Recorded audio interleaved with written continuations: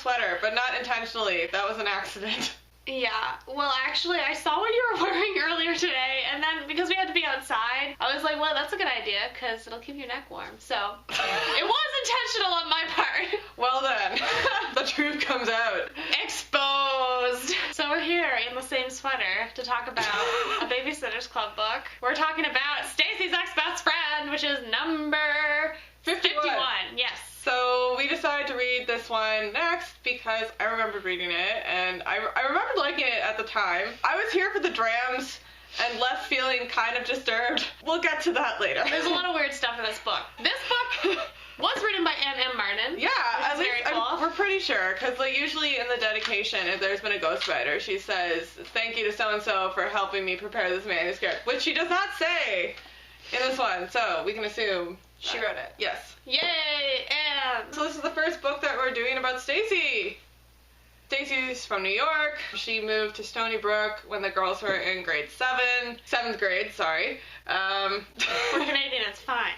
When she still lived in New York, she had a best friend named Lane, and then she and Lane had a falling out when Stacy found out that she had diabetes, and Lane seemed to think that the diabetes was contagious. There are a few books before this in the series where Stacy goes to New York and eventually she does make up with Lane, sort of.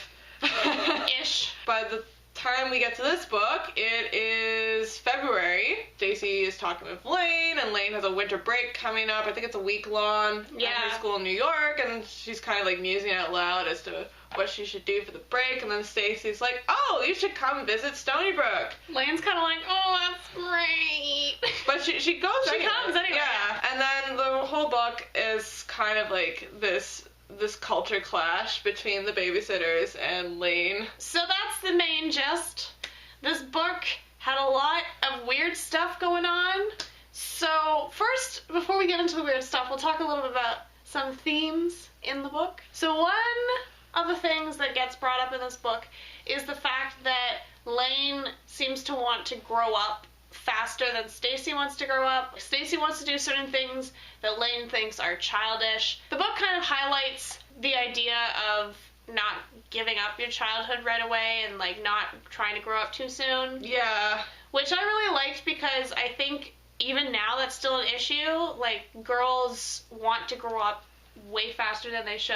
Especially now with makeup. People are like aging themselves so much with makeup when they're like 15, and it's just like kind of sad. You see Instagram posts by like 14-year-old bloggers who look like they're like 20, and you're like, what the frig is happening? Yeah, even on this book cover, like, Lane looks like she's from Heathers. Like, like you can just know from this cover that she's gonna be a huge bitch in this book. Yeah, so it's just like, it's interesting that this topic was something that was not, I guess, a problem then, and it's still kind of... I mean, it's probably always been a problem. It always will be. Yeah, that's really sad. So, cool! I like, though, that the book encourages the reader to continue to do the stuff that they love, even if it seems childish, because they are still children. They're 13. That's not that old. Yeah. Especially, like, now that I do some private teaching, and I have, like, 13-year-old students, I'm like, whoa, you are real young. Like, holy crap. Yeah. Like, you know, like, when you're 13, you're like, oh, I'm so grown up. And now I'm like, no, we were not grown up at all. Not at all. Wow. Oh, yeah, another thing that comes up in this book is the concept of letting toxic friends go. Woo! Yeah, I mean, that's a lesson that can apply to any sort of relationship. Yeah, and I think a lot of the time people talk about toxic, like, romantic relationships, but the dialogue about toxic friendships doesn't always get discussed, and it can be just as damaging and just as hurtful for somebody to be in a really toxic friendship situation. Yeah, in this case, this friendship is leaning heavily towards being one-sided. Like, I felt actually really bad for Stacy in this book. She was like, trying so hard. Yeah, she was, like, trying super hard to make this work, and it was just, like, going worse and worse. She just wanted everybody to get along. I know, and sometimes you just can't do it. No. Sometimes life is like that, but I like how, again, the book kind of encourages the reader to let go of people who aren't benefiting your life. And, spoiler, that's what happens at the end of the book. Stacy basically writes a letter to Lane, and she's like, you know, you did me wrong, and these are all the things you did that were bad. And then the last line is legit, like, and then I went to phone my best friend, and she went and phoned Claudia. Yeah. And I was like, yeah. She says, I'm sorry about our fight, but I'm not apologizing. I don't think the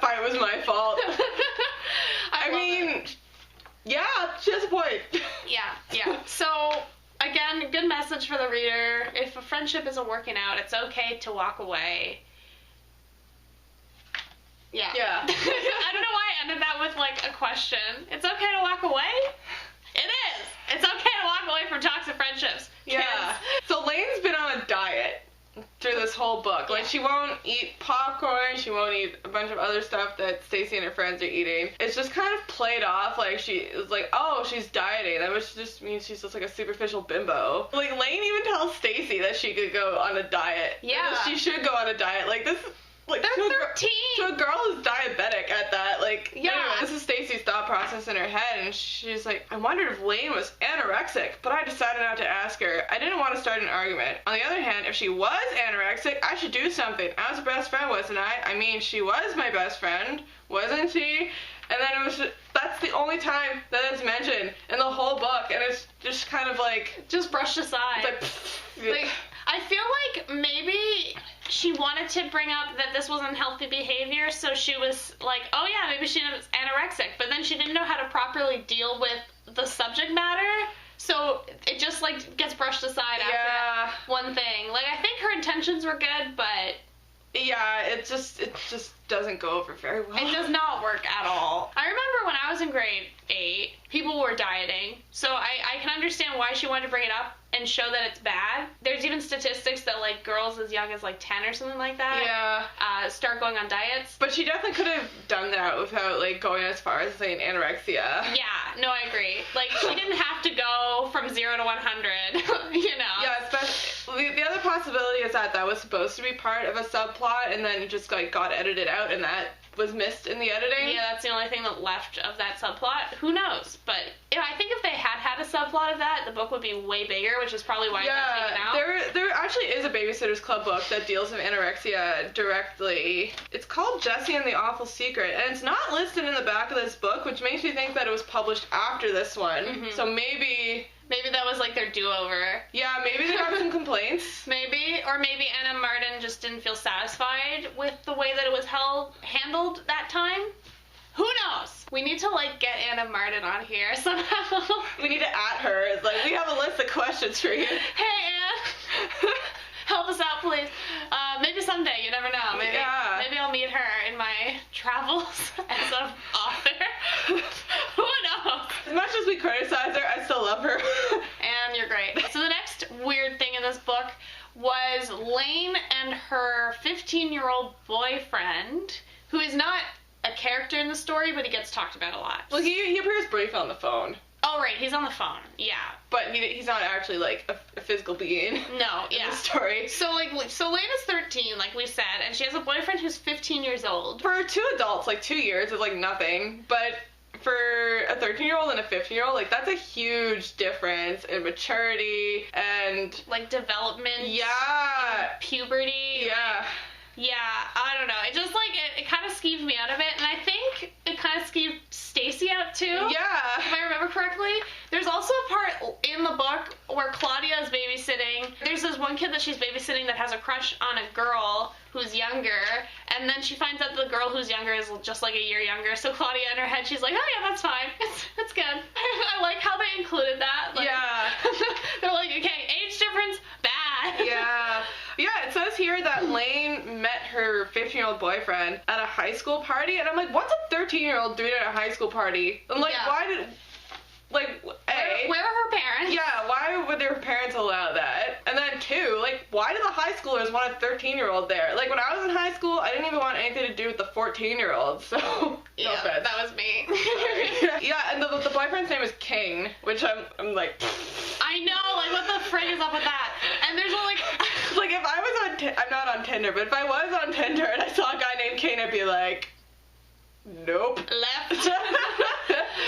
Yeah, that's just weird. There was some weird stuff going on with Lane and King, too, besides the age difference. Yeah, at this point in, that the book takes place in, they've supposedly only been seeing each other for 2 weeks, and then he's already calling her, like, babe, and she's calling him... Like honey or something? No, she calls him Heart, because he's the king of her heart. Oh, I forgot about that. It was, like, gross. So cringe. I mean, that'd be cringy enough for, like, an adult relationship. It would be cringy enough for, like, an age-appropriate relationship. Yeah. Like, if they were both 13, I would be like, gross. Yeah, I mean, I get that, like, relationships in middle school, often, like, your emotions are so intense that even if you've only been seeing each other for 2 weeks, it's will be like, oh, this is the love of my life. But just the fact that this guy is older than her, it just seems like she's being a bit taken advantage of. Yeah, there's this one part too where he calls Lane on Stacy's phone, and then Lane, like, makes Stacy leave the room while she's having the conversation. You know, it's like, okay, she wants her privacy. Cool. But then, later, in the same scene, Stacy's encouraging Lane to call this boy because there's a Valentine's Day dance happening later that week. She was like, well, you may as well just go with somebody as a friend because it would kind of suck to go by yourself. So Lane wants Stacy to be there when she calls the other boy, Josh. Was his name Josh? No, it's Pete. Wow. Josh was Claudia's boyfriend. Whatever.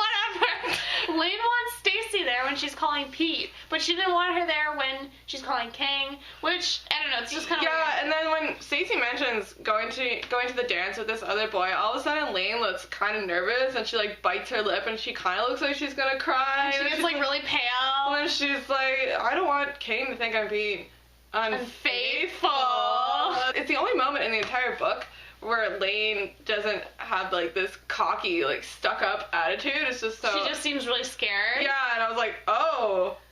So, again, not sure if this was a subplot taken out, that, like, Lane was being manipulated by her boyfriend, and, like, I mean, the likelihood of her being manipulated by her boyfriend is, like, extremely high, because he's 2 years older than her, and it's like she's a child. It's like one of those pie graphs where it's like chances of Lane being manipulated by her older boyfriend. It's like yes, and then it's like, and then there's this part that's not the color that says yes, but in blue. Yeah, pretty much. Yeah.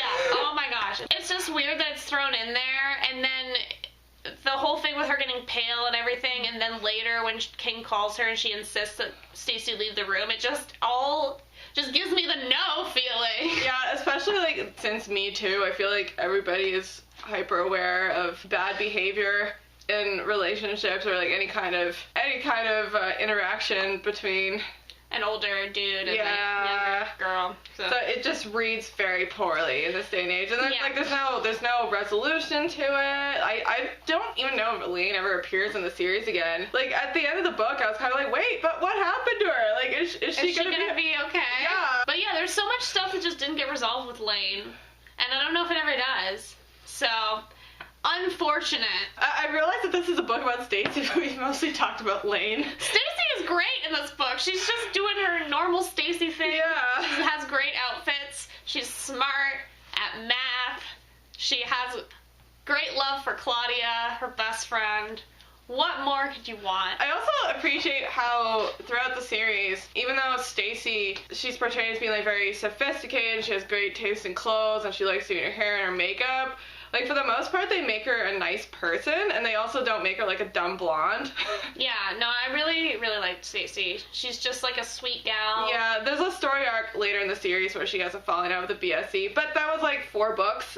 It's fine. The last thing we're going to be talking about is something a little more wholesome. Yeah. It's the Valentine's Day party that the babysitters plan for their babysitting kids. Yeah. A lot of reviews I've read of the Babysitters Club books from people our age or older who are rereading the books as adults. A lot of people say that they find that the babysitting chapters are really boring and they, like, skim over them. It's true that in some of the books the babysitting plot doesn't, or the babysitting subplot doesn't really have much to do with what's going on. I kind of enjoy them. I liked it especially in this one because they included some of the crafts that they did for the party, and there was even a part where Claudia shows the kids how to make 3D greeting cards. Yeah. And then there's, like, a little diagram in the book to show you how to do it yourself. It's so cool because it would give the readers some ideas about what they could do to make their Valentine's more exciting. I think in general, the babysitting chapters were meant to encourage girls reading the book to try doing their own babysitting.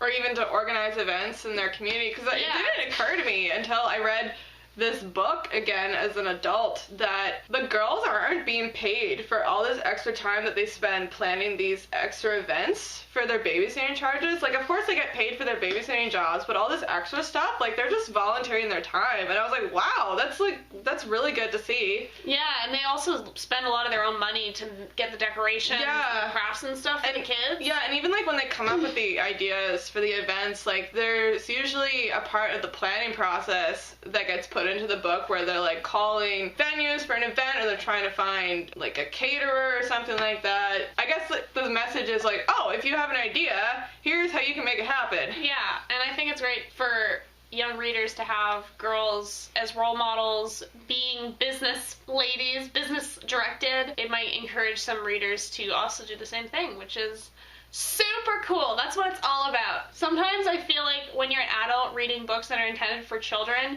you kind of forget that it's intended for children. Yeah. And that, like, things that might not click for you would be extremely important to the development of the child reader. Well, like 10 years ago, like, it was really popular to snark these books, but like now that it's been another 10 years, I feel like it's hit like the nostalgia, the vintage colored glasses. Yeah, the vintage nostalgia threshold. So I think people are looking back on them a lot more fondly. I feel like just with everything that's happening in the world, people just want to think back to a simpler time. Exactly. We all want to go back to 1999 like in that Charlie XCX song. I think that's all we need to talk about today. Next up, we're going to be reading a Babysitter Club mystery with Christy as the main character. It's Christy and the Missing Child. Is that what it's called? Yeah. So we're going to be reading about Christy trying to find a missing child.